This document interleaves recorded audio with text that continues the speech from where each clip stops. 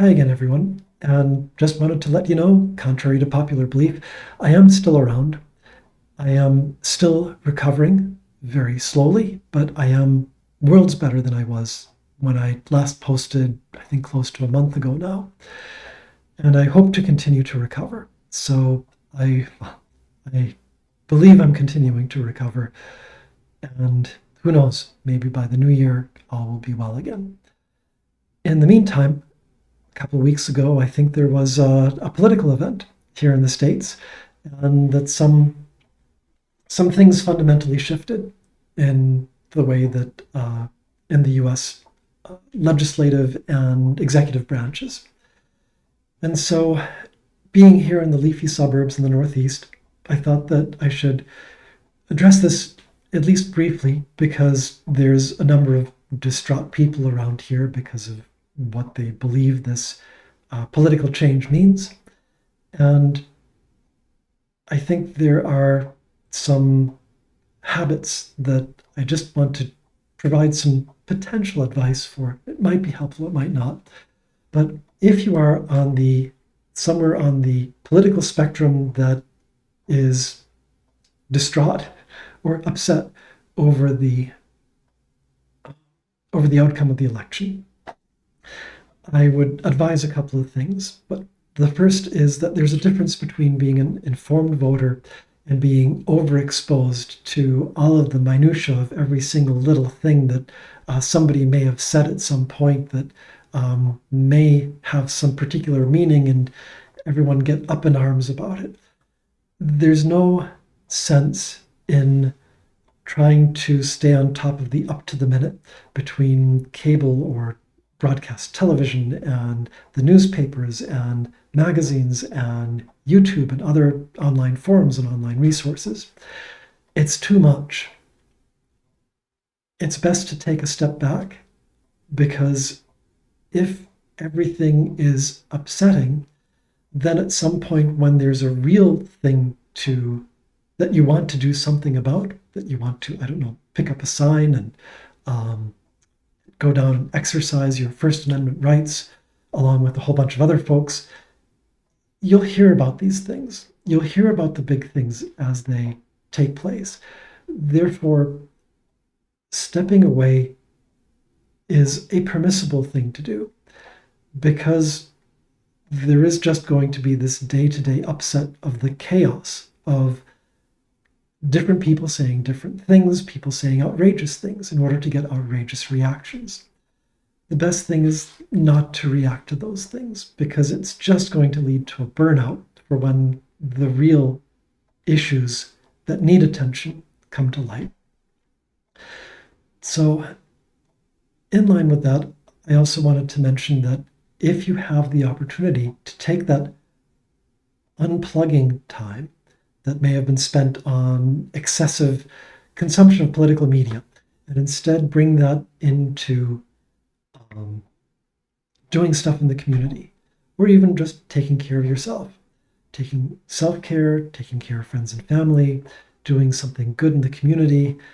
The other day, I was fortunate enough, we have a tree planting association here in our municipality, and so I picked up shovel and rake, went across town, and with a bunch of neighbors, put in some new yellowwoods, a couple of serviceberry, and a couple of oaks, some white oaks. So that was an opportunity to do something good with the community and in the community, and talk to people while doing stuff that's helpful. And so I would say the extent to which you can find ways of engaging with others and use that time to make a difference in the world directly around you, that's going to be time well spent. Probably better spent than listening to all of the latest announcements and listening and reacting to all the latest announcements. And then finally, a third thought, and this one is more nuanced or more complex. On the one hand, it's easy to say to people that voted on the other side of the spectrum, well, we'll see what comes of it, and perhaps you'll get what you wish for. There are going to be people that believe that they voted for one thing that may end up with results that are very different from what they expected. In other words, there's bound to be some disappointment. That always happens with a new political party coming in. You expect all of this ideology, and then the reality of it is, well, not as impressive. And so I would just say, please have sympathy for people who are on the other side of the spectrum, who are potentially, depending on what comes down the pike for actual laws when it happens, who may end up finding themselves in a really tough spot. An unexpected tough spot, because they had expected that their vote would mean one particular set of circumstances, and instead life turns out to be very different than expected. There's lots of different areas I could get into. For instance, we have the federal government, among other things in the US, has sort of net donor states and net beneficiary states, and that's a system whereby there's a lot of flow of subsidies in order to make sure that the country is a more equitable place. Some of those flows, who knows, they may or may not be discontinued because of a practice of saying, well, let's switch to something where more people get to keep their money on the federal side, which then requires the states to come up with their own ways to raise additional funds. It's this sort of thinking where there's a lot of indirect moving parts that are going to potentially catch people off guard and cause some real hardship. So anyway, again, I would say have sympathy for those people, those voters who believed that they were doing a good thing, fulfilling a particular vision. And it is, in the end, from having people across the political spectrum, we all desire the same outcome, which is a better country for our democracy that works more effectively, that lets us raise our families, and carry forward in kind of a stable and good way, giving us all prosperity, sort of this sharing in the common resources that we have.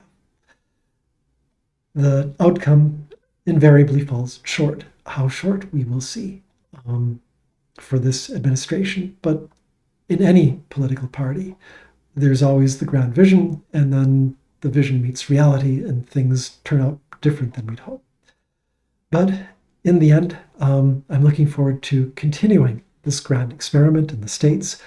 I don't have any interest in moving to another country because the political party has changed. Rather, I will observe how the vision for the country will change, and we will all be, as voters in a representative republic that is presented as a democracy, we will all see how our republic moves forward. And with that, as a final thought, I was so US-centric here, but this applies the world over. I mean, politics the world over has set up disappointment since the dawn of politics. Whether it's, and there's upsetting things that are constantly happening around the world. The coalition in Germany falling apart. There were things in the past in Southeast Asia that I'd monitored where just there's high expectations and then the outcome fails to meet with the original expectations. We are all subject to that. So the extent to which we can stay active as informed citizens, but at the same time focus on ourselves, our friends, family, and community, that's going to make for a better outcome. So I've babbled on long enough. Thanks so much for your attention, and bye for now.